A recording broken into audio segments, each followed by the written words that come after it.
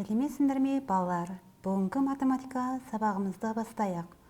Балалар, сендер математика кітап, дәптер, бал, қарындаш, сызғыш және затты өлшейтін метр болса жақсы.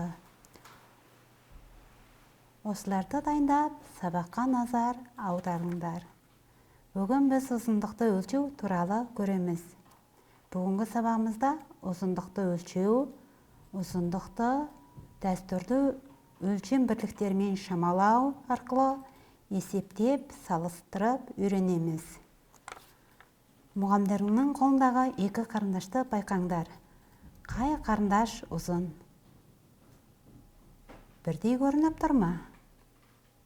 Екі қарындаштың артын мұғалімдерің жасырып ұстап тұрғандықтан, екі қарындаштың ұзындығы белгісіз болып тұр. Мұғалімдерің былай ұстасын. Қай қарындаш ұзын? Өлшейтін құрал жоқ болса да біз екі қарындаштың ұзын қысқасын салыстырып көруге болады. Сары қарындаш ұзын екен. Олай болса барлығымыз бірінші сыныпта өткенімізді еске түсірейік. Қандайда бір затты өлшегенде сызғышпен өлшеу әдісін көргенбіз. Ұзындықты өлшейтін басқа көп құралдар барын біліп алыңдар. Сызғыш, таспаметр мұғалімдеріңнің тақтаның жанына ілген. Осы нәрселерді өлшейтін метр, созылмалы темір метр, алаңның ұзындығын өлшейтін құрал. Соңғы екеуі биіктікті, салмақты өлшейтін құрал жабдықтар. Қандай бір нәрсені өлшейтін құрал қажет және ұзындықты өлшейтін бірлік қажет. Бірінші сыныпта миллиметр, сантиметр деген өлшемдерді көргенбіз. Бұл бірліктерді былай қысқартып жазамыз. Сантиметр өлшеуіміз 10 миллиметрге тең. Басқаша айтсақ, 1 сантиметрдің ішінде 1 миллиметр 10 рет сияды. Барлығымыз мұна екі қарындаштың ұзындығын өлшейік. Қалай өлшеуге болады? Балалар, сендер өздеріңде бар қарындаш балдарыңның ұзындығын өлшеңдер. Енді Байсқылым деген баланың қарындашты өлшеген өлшеу тәсілдерін қарайық. Бірінші тәсілі. Бірінші сыныпта көрген қағаздың қысқышымен пайдаланса, екінші тәсілін қарайық. Сызғышпен өлшепті. Үшінші тәсілін қарайық. Қарындаштың ұзындығын қандай тәсілмен, қалай өлшеп жатыр? Қолмен өлшегенін байқаңдаршы. Мұны қалай айтамыз? Қандай өлшем болды? Мұны қарыс дейміз. Байсқылым қарыстау әдісімен қарындашты өлшеп жатыр. Өлшегіш бірлігі қарыс. Байсқылымның қарындашы бір қарыс және кішкене артық шықты. Солай ма? Қарыс халқымыздың дәстүрлі өлшемдерінің бірі. Басқа қандай дәстүрлі өлшемдер білесіңдер? Барлығымыз дәстүрлі өлшемдермен танысайық. Қолмен көрсетейік. Қолымыздың бас бармағынан ортаңғы саусақтың ұшына дейінгі аралықты қарыс дейміз.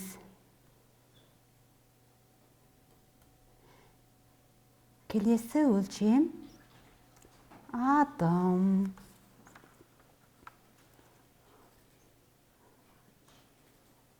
Одан кейінгі дәстүрлі өлшемнің бірі құлаш, жарты құлаш, шынтақ. Бұл өлчемдерді дәстүрлі өлчемдер дейміз. Денелей және қолмен қалай көрсеткенін бірге жасап көріңдер. Кәне көрсетейік. Қарыстап көріңдер. Қолаш, қолдарыңды құлаштаңдар. Адым, тұрып бір адымдап жүріңдер. Жарты құлаш, шынтақ. Мұқият назар аударып, дәстүрлі өлчемдердің қайсысы ең кіші өлчем, қайсысы ең үлкен өлчем екенін ретімен орналастырайық. Мұнда қарыс дегеніміз ең қысқа өлчем. Келесі шынтақ. Одан кейін жарты құлаш.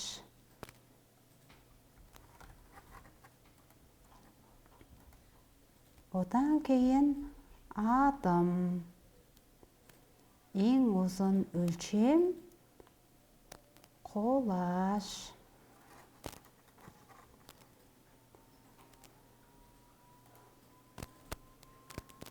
Енді сендер өздерің отырған парталарыңның ұзындығын немесе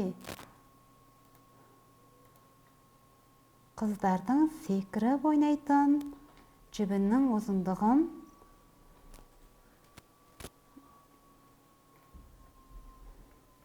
үйдегі киім салатын шкаптың ұзындығын қай өлчемдермен өлшеген дұрыс болады?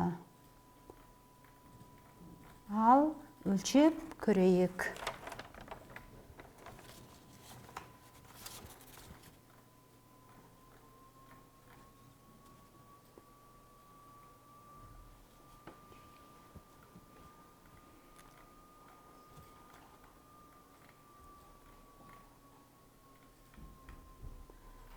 Үйлеріңдегі заттарды өлшеген боларсыңдар.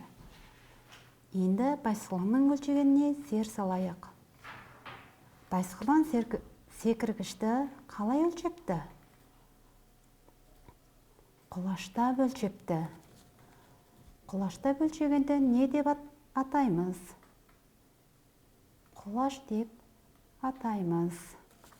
Партаның ұзындығын қалай өлшепті? Қарыстап өлшепті. Бүгінгі біздің өлчем бірліктерінің ішіндегі ең кішісімен, яғни қарыстап өлшепті. Үйіндегі шкаптың ұзындығын адымдап өлшепті.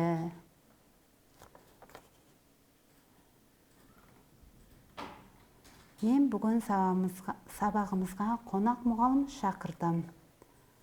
Қонақ мұғалім екеуміз мұғалімнің үстелінің енін қарыстап өлшеп көрейік.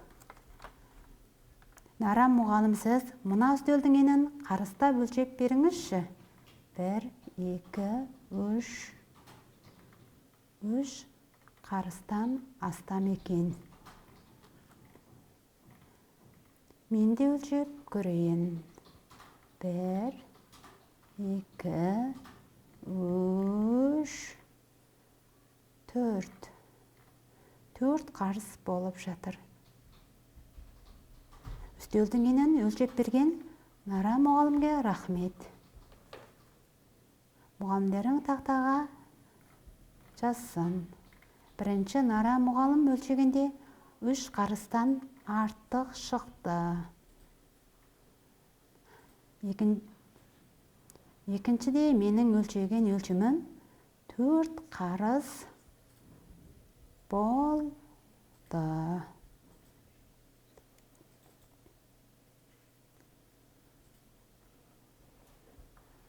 Балалар, мұқият зер сала қараңдар. Бірдей затты өлшегенде неге 2 түрлі өлшемде болды? Не себепті? Әр адамның саусақтарының ұзындығы әр түрлі болғандықтан әр түрлі өлшемде болды. Сол себепті ұзындықты өлшейтін нақты стандарт бірліктері болады. Енді барлығымыз бірінші сыныпта өткенімізді қайталап еске түсірейік. Экранға назар аударайық. 1 сантиметр кесінді сызайық. Тағы 1 миллиметр кесінді сызайық.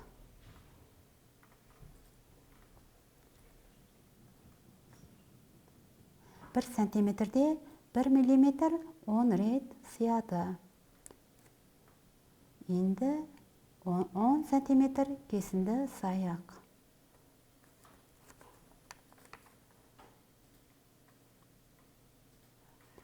10 сантиметрге тең кесіндіні 1 дециметр деп айтамыз. Бір сөзбен айтқанда 1 дециметрде 1 сантиметр 10 рет бар деген сөз.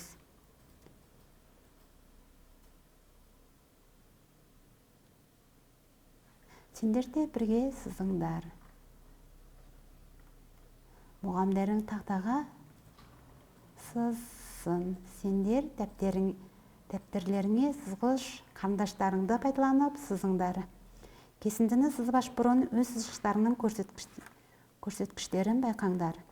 Мұғалімнің сызғышын 0-ден басталып 5 сантиметр, 10 сантиметр, 5 сантиметрден артып өлшем көрсеткіштері жазылыпты. Сантиметр кесіндіні 10 есе арттырып сызайық. 10 есе арттырғанда қайтеміз? 1 сантиметрді 10-мен көбейтіп, 10 сантиметр кесінді сызады екеміз. Бәріміз дәптерімізге сызайық.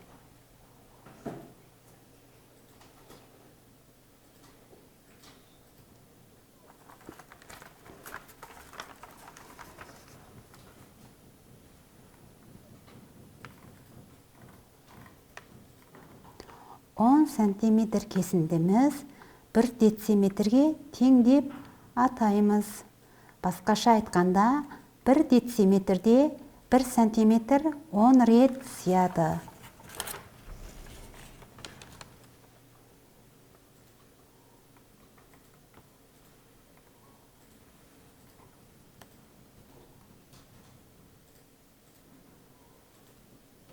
Енді 10 дециметр кесінді дәптерімізге сыя ма?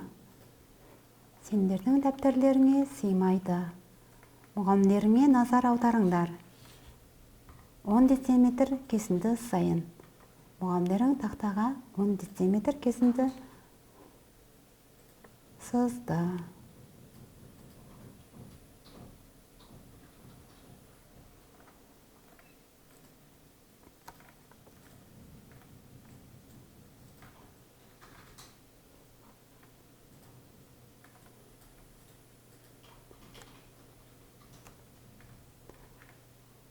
10 дециметрге тең келетін өлшемді 1 метр деп атаймыз.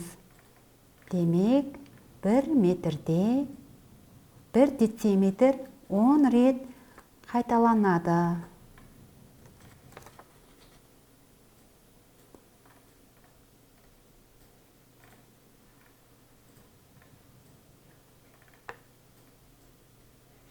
Бүгінгі сабағымызда дециметр, метр деген өлшеммен таныстық.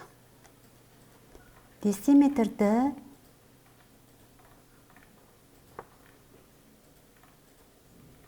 дм деп қысқартамыз.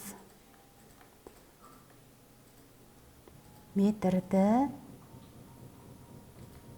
м әрпімен қысқартып белгілейміз. Бұл сызғыштың ұзындығы 1 метр. Сызғыштың қызыл көк бөлігіне қараңдар. 1 метр ішінде 1 дециметр неше рет барын санайық. 1, 2, 3, 4, 5, 6, 7, 8, 9, 10. Бір кесіндіміз 10 дециметрге тең. Ұзындықта екен. Енді салыстырып көрейік. 1 метріміз неше сантиметрге тең болады? Бұл 1 метрлі сызғыш. Мұнда 5 сантиметрмен бөлінген. Нөлден сызық арасы 1 сантиметр. Сызықтың соңғы көрсеткіші 100 сантиметр. 1 метрде 1 сантиметр 100 рет сияды.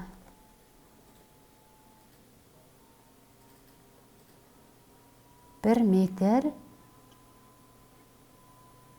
метрде 100 сантиметрге тең. Келесі тапсырмамызды орындайық. 3 сантиметр 6 миллиметр, 5 сантиметр 4 сантиметр, 7 сантиметр ұзындықта кесінді сызыңдар. Балалар, сендер дәптерлеріңе сызыңдар.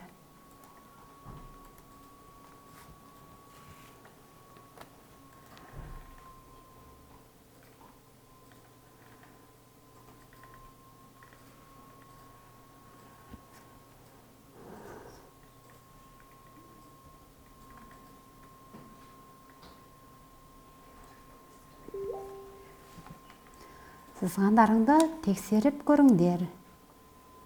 Сызғыштың нөлден бастап 3 сантиметр, оған 6 миллиметр қосып сызды. Солай ма, балалар? Келесі кесіндіні қалай сызғанымызды тексерейік.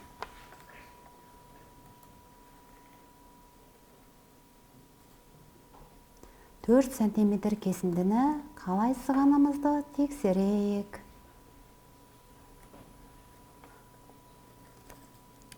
7 сантиметр кесіндіні қалай сызғанымызды тексерейік.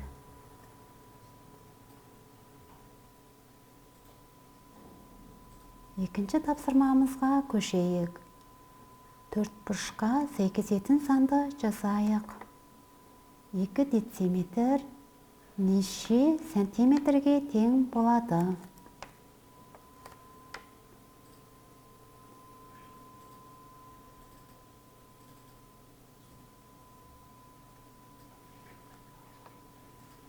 Бір дециметріміз 10 сантиметрге тең.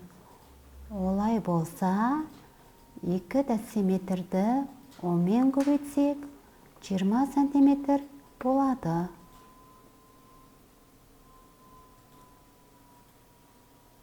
Қалғанын өздерің есептеңдер.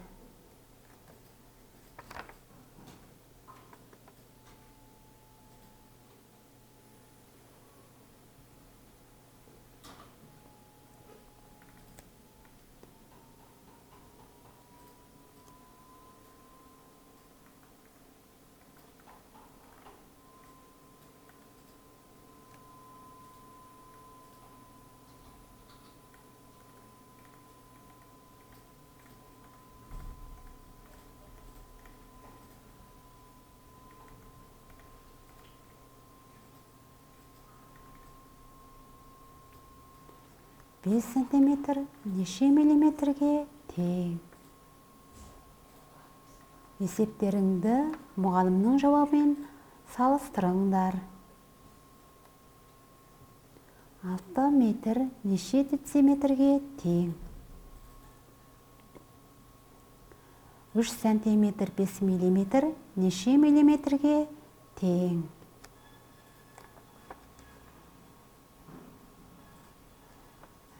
Енді математика дәптерлеріңнің ұзындығын, енін сызғышпен өлшеңдер.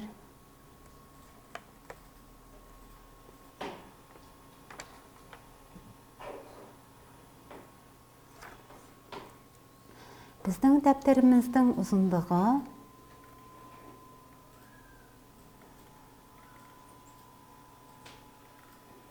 20 сантиметр. Ені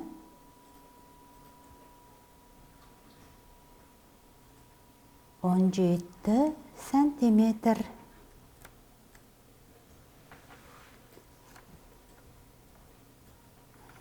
Дәптеріміздің ұзындығы мен еннің қосындысын тауып көрейік. Қалай қосамыз?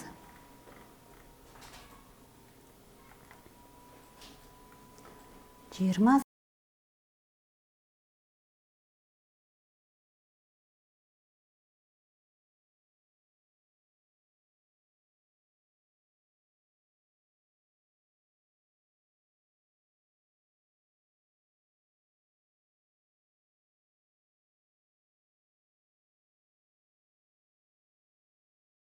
сантиметрге 17 сантиметрді қосамыз.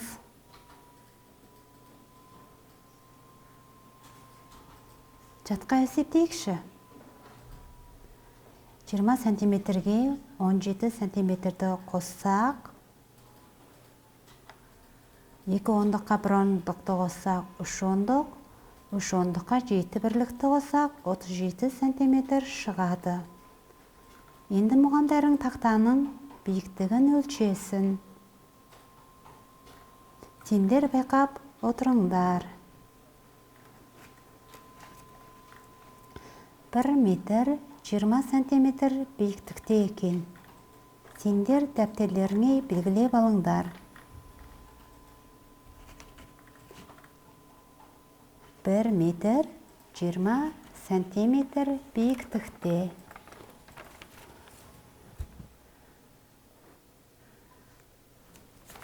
Қандай да бір заттың өлшеміне қарай, немесе қысқа ұзын өлшем құралдарын қолданамыз. Үй тапсырмасын белгілеп алыңдар. Үйлеріңдегі тоңазытқыштың биіктігін, киім шкаптың ұзындығын, орындықтың ұзындығын, енін биіктігін метр арқылы өлшеңдер. Сабаққа назар аударғандарыңа рахмет, сау болыңдар.